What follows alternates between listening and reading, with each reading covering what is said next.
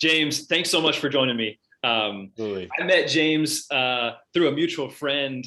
James went to Olin College of Engineering. I've just been so animated by how you're living the call of the economy, Francesco. And you were part of a group meeting a couple nights ago. And we were talking about everything from St. Francis, some nuns on the south side of Chicago, accompanying the poor, building Laudato Si gardens. But one of the ways that you're asking this question is like thinking about our carbon.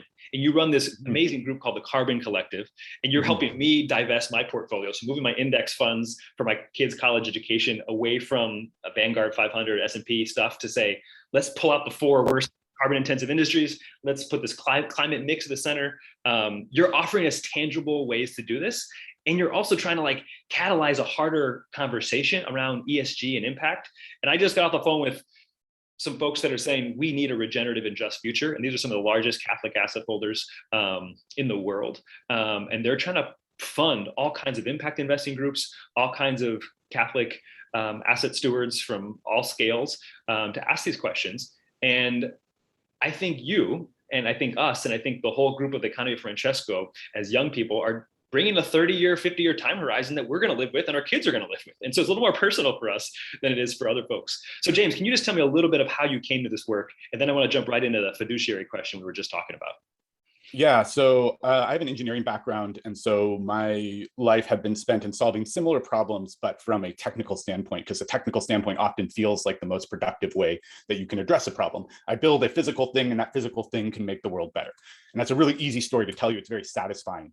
But after working in this space a really long time, I saw that things weren't moving very quickly. And the climate change problem is really dispersed. It affects everyone, but everyone's responsibility isn't necessarily represented well there. So it's one of the hard problems to solve. And but as humans, we have solved collective will problems before. We have come together as groups. And I think I've talked about this before, but there are sort of three main ways I've seen people throughout history do that. One is through religion. And so I think what you guys are doing with the Francesco vision is really powerful in that regard. It compels people. And there's a lot of ways that we can define religion, but it is a way we collectively do something together. The other way is through politics. We elect people to represent us. And the final way is through finance. And finance is a tool that money represents our collective belief of the future.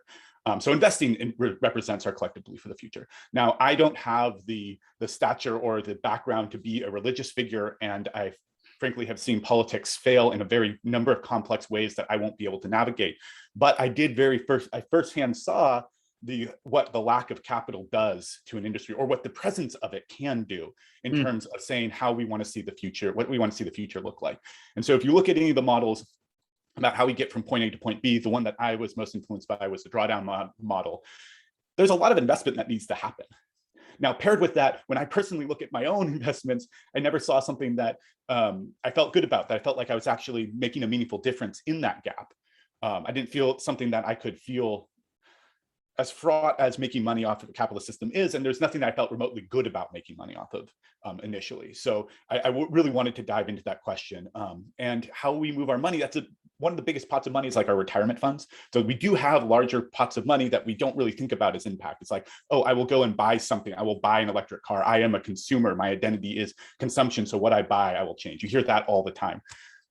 Again, not the most satisfying thing in the world, because I want to be more than just a consumer, and I want to beat my existence on earth to be more than just being a consumer. So that isn't necessarily satisfying, but we do have these pots of money that are sitting around that in our world as it is structured, whether for better or worse, they does have power. And let me just interrupt. Pots of money in like the tens of trillions, right? Like there's like 30 trillion in assets in retirement pension funds. So just to put a size on that. Yeah. And that's not, I never had trillions, so I didn't think of my money as being part of this larger story. But as I said, what our money does, how we collect our money, is a way of solving collective will issues. So I think all three of the sectors I talked about need to come together if we're going to solve climate change. But I was just called to work on this money side because of my background. So tell us a little about the Carbon Collective vision and the problems you're solving with the Carbon Collective.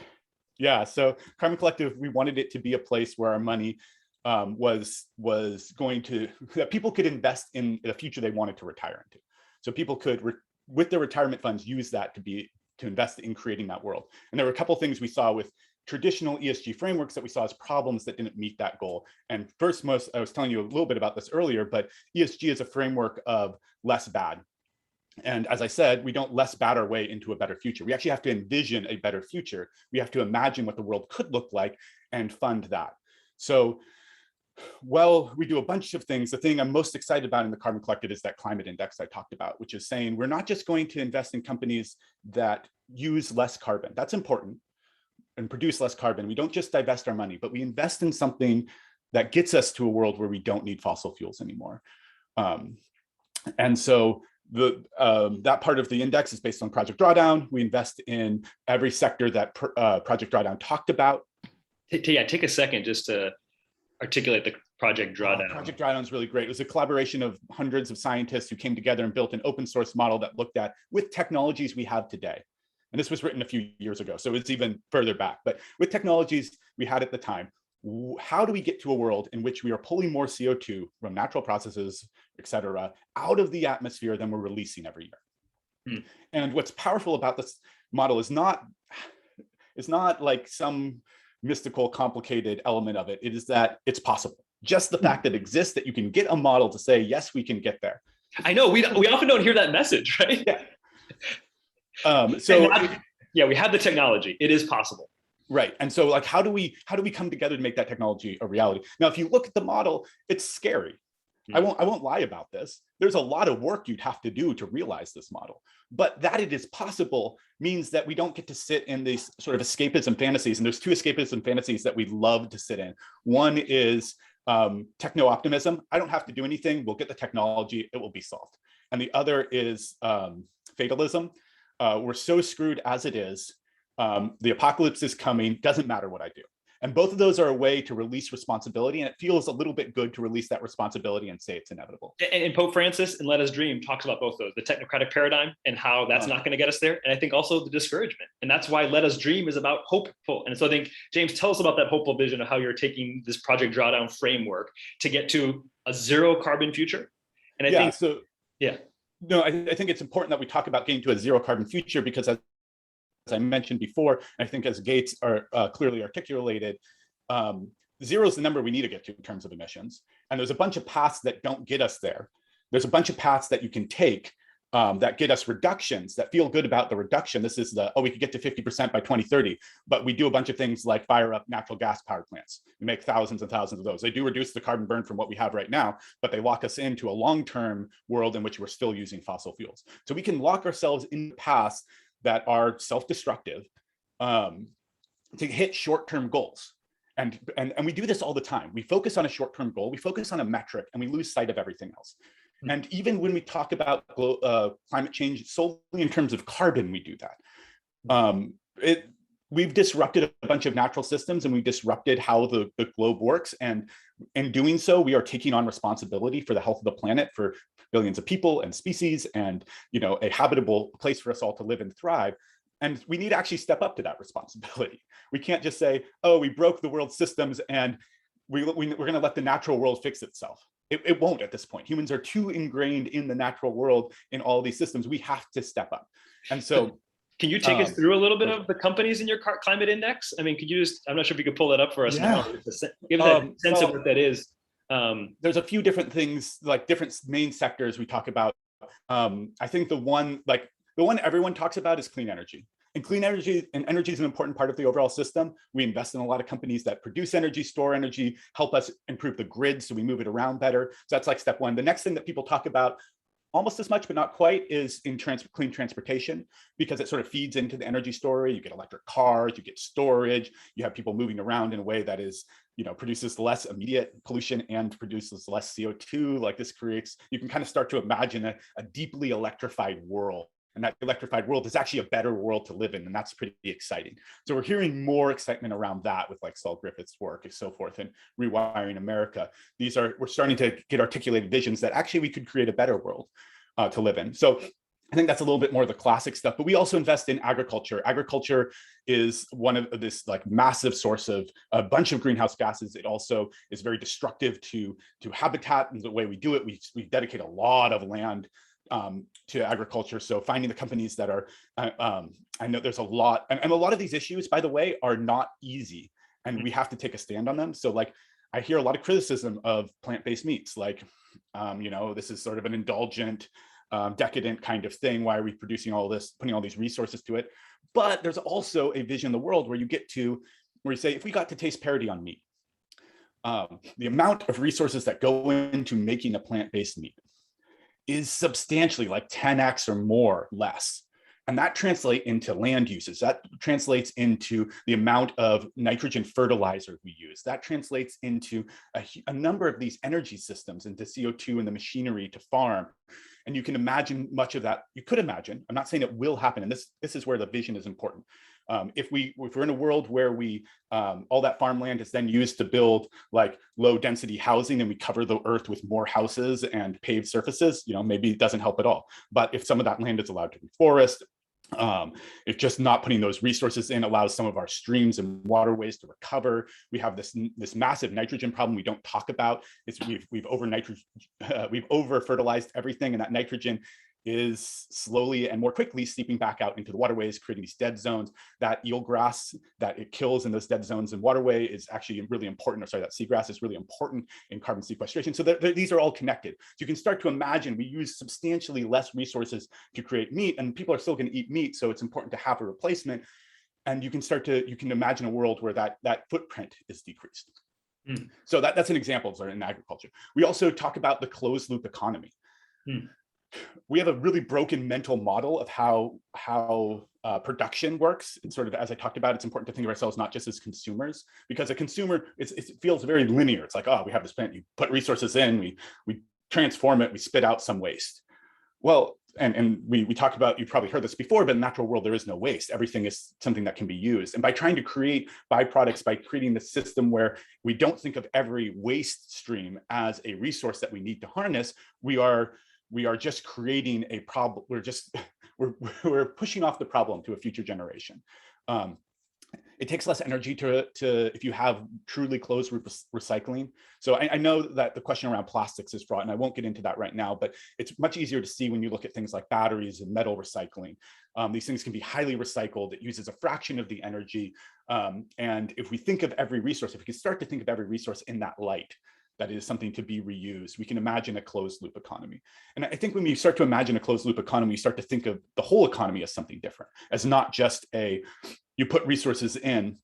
And economic models force us to think, or encourage us to think of the world in that way, is that you consume resources and your GDP goes up. And GDP is the reason why we have an economy, which is really broken in itself, because the reason we have an economy is to help facilitate human well-being. And so if human well-being is the purpose, then maybe GDP and maybe these economic models aren't the best suited for getting the outcome we want. So this is one where like the traditional thinking about the problem is fraught, and we need to be careful of using those mental models because they make us lose sight of where we're going. And I try to be really careful about language as a result. So I try to intentionally not think of users, because a user is just a consumer in a different world. I try not to use the word consumer because it makes me think about myself and my relationship with the world as one of consumption. Okay, so closed loop economy is important both as a metaphor and as a reality in terms of how we're doing stuff. So those are some of like the other sectors beyond the traditional ones we're investing in. And I encourage you, go to the website. We try to paint out a vision. There's even things about like how we work. Work from home is now really common, but at the time in which DrawDown was made, it was kind of a radical idea that we wouldn't be spending hours of our lives driving to work and then being in an office and going home, and all of the resources that entails, that we could actually reduce some of the amount of resources we put into travel, into building, et cetera, if some percentage of us didn't always go to an office. So like, I encourage you, go to the climate index page, look at what some of that future is. We're trying to paint a picture of what work, community, life, the economy could look like in a transition, once we transition away from sort of the current model that's fossil fuel intensive, that's consumption, resource intensive, and ultimately harmful to the life support system we depend on. James, yeah, this is so helpful. And I think often I think of circular economy, closed loop economy logics as pie in the sky and not practical in terms of how we line up our investments. And I think so many people struggle with public equities, just structurally, and in terms of that's the primary investment option that's prudent from conventional finance thinking. And I'm so glad you draw our attention to the economic model that our conventional finance paradigm is built into in terms of growth in GDP and consumption. So we need to kind of rethink that. I think Kate Rayworth and many others have begun offering solutions. But to what you've helped me see is something around the structural problems in finance. And I think maybe you could just talk about your investment advisory training as a 65, and it's something you noticed about the fiduciary responsibility that we have. If you want to start there as a second. Yeah, I just want to, I'm required by the SEC to say this, but this is not strictly training. This is just a competency test or a minimum. You've read the material test that is required when you become a financial advisor before you can. So the SEC doesn't want saying that the SEC approves of your education based off of taking the test. That said, you look at the test, and I was really surprised by this as I was reading through the test, because they were talking about, they test you on ideas that are controversial at best, in my opinion, like charting as a way of predicting the future based off of how a graph is moving. And they sort of like take this is something that is used in the space, and so we will test you on like what's appropriate and inappropriate ways to use it. Now, the only reason it's in there is because so many people use it. If you look at like sort of from a scientific standpoint, or like when you look at performance, doesn't perform better. People who use charting will say, oh, well, people don't adhere to it, so it's really a human problem. But we don't have really strong evidence to suggest that this is like a really smart way, that is really accurate way to predict the future. So this was like a way of highlighting what I think is a problem, which is the way we're defining fiduciary responsibility. That's the responsibility that I have to make sure I'm doing the best possible thing with your money. The way we define that is just, what is everyone else doing? If enough other people are doing it, then it is the fiduciary responsibility, the responsible thing to do. But that begs the question, what if we're all doing the wrong thing? And we see this like at turning points in history, like when we went from it being a slaveholder state to not. Like this is, we collectively agreed as an economy, as people, I mean, not everyone is agreeing, and even now not everyone agrees, but the people in power collectively agreed that this was an okay thing to do.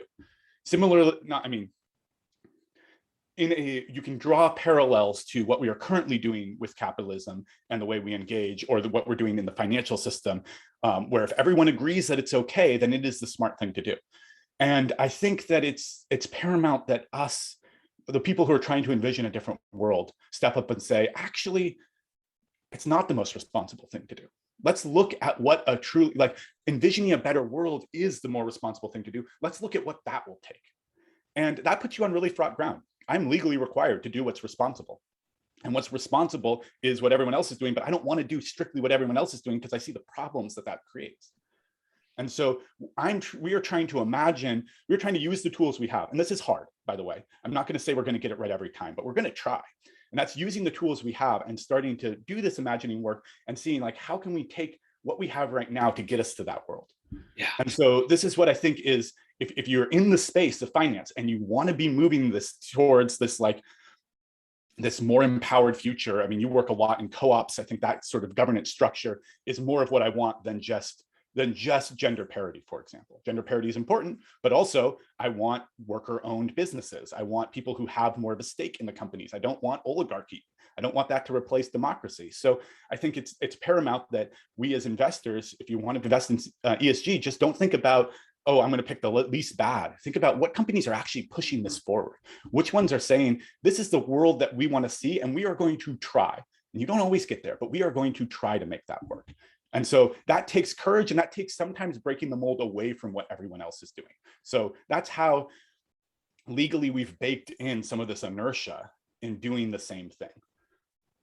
James, I'm just so grateful for the way you're helping us get back to kind of the root challenges here in finance and in how we're structuring things. Do you want to just say one more word about this problem with GSG that you've noticed, and then where that's not going to take us to maybe where we're going to go? Because I think it's an important piece that a lot of us are feeling the same question. You just articulate it very clearly. Yeah, well, I hope I can articulate it well again, because sometimes I fall flat on these. But when you look at ESG, so ESG is generally based off a proprietary data set. You get these companies that put together like what is the impact on a whole bunch of different sectors. So you have environment, you have social impact, and you have governance of the company. And then they take all this data and I say data, it's often self-reported data from the companies themselves, it's reports, which are notoriously misrepresented by the companies. And they take that and then they consolidate it down. Because there's an incentive for the company to show progress each year, right? So like, right, we're progress driven. They're encouraging the people writing these reports to say, oh no, look, we're getting better. And there's no standard. We don't have a universal standard of how we report, of what we're tracking. And so you get a lot of lee room to essentially use an ESG report as a PR push. We get to talk about how great our company is again. Let's make our company look good so we can talk about how great it is. But that has nothing to do with what is the end goal of ESG, and that is to envision a more responsible future and help people invest in alignment with it. So then you consolidate that all into a single factor score, and then you filter out companies based off that single factor score, and you get sort of these nonsense portfolios as a result. Ostensibly, they're less bad. You cut out the worst. Sometimes you don't. You see a lot of carbon impact funds that have fossil fuel companies, and they got in these because they were using the ESG criteria. And a lot of these fossil fuel companies, they have a good ESG report that talks about, they have strong governance, and they are investing, giving money to these sort of local areas, and they're talking about how much carbon they've reduced. I mean, ignoring that they are the major source of carbon pollution on the planet, they're like, oh, that we get to say we reduce this more, let's put them in the fund. Or as some ESG experts say, oh, well, if we don't put them in the fund, then there's no incentive for them to improve. We want to give this carrot to them. So like that is not the world we're trying to envision. We're not trying to say, oh, we will capitulate on all fronts and make something that is slightly less bad. It's like, please have some like strength of vision, have some hope here, folks. So, well, I know we have to go, but just give me kind of one word of hope, and I think a tangible way to tie it into some of your work today. If they want to follow up on Carbon Collective, what's the best first step? And then just what's most hopeful for you as you look forward?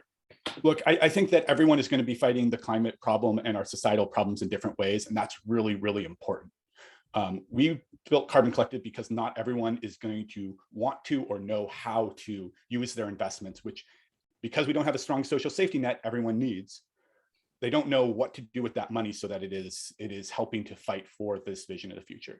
We propose a vision for the future, and if you buy into that vision, Carbon Collective is a really easy step, because you put your money on that platform, you don't worry about it, and you go on solving the problems that you're really good at, that you want to be working on. Everyone's calling is different on this front, and I support all of those, and mine happens to be on this question, so I'm trying to make it easier. We at Carbon Collective are trying to make it easier for folks who just want to sign up for an investment platform with a team that is dedicated towards asking these hard questions, because the answers aren't always easy, and the questions we have to ask ourselves are challenging. It doesn't always feel good, but we're going to share that journey with you.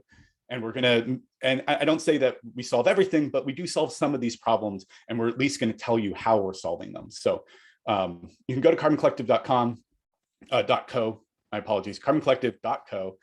Then you click the sign up button, and we sort of start you on that path of either moving over an existing retirement or general investment account to us. And we help you through that whole process. Financing can be really scary and really stressful. Our money, there's so much caught up in what our money is, that people feel anxiety around that, and I totally understand that. So we're working on creating systems that make it easier for you to make that transition. And then once you do that, we'll divest you from fossil fuels. We'll invest you in this climate index, as well as we can invest you broadly in the low carbon economy. And then you can either set up regular deposits or just let that grow and continue to reinvest. So that's Carbon Collective. That's what we're working on. That's what we're trying to do. I've been talking a lot, but thank you so much, James. So grateful for your pioneering work here, and look forward to more conversations. Absolutely. Thank you, Felipe.